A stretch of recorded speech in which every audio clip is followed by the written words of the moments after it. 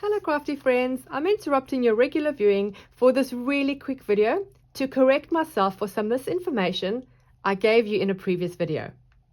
In part 1 of how to make a junk journal step-by-step tutorial, where I made this journal here, I spoke about printing your digital kits and mentioned about the white borders that appear around the kit when you print it.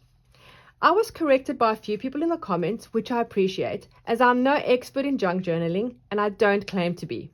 I just enjoy creating, sharing my paper crafts, my process and my thought process with you. I must add that I actually do appreciate all comments, positive and negative. And I'm not naive. I know that some feedback is sometimes harsh, and that comes with the territory of putting yourself out there on social media. I just felt a little bit sad that out of my 34-minute video, this one person, all they got out of it was my mistake. In saying that, I am a strong believer that it's not what you say, but how you say it.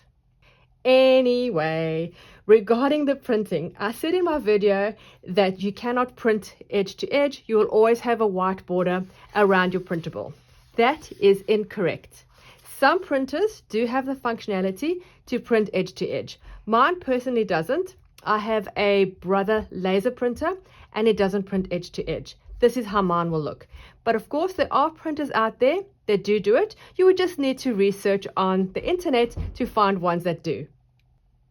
That's it, short and sweet. I just wanted to talk about the borders. And forgive me when I get things wrong, and I will, because I'm only human. Thanks so much for watching. I'll see you again soon for some creating. Bye.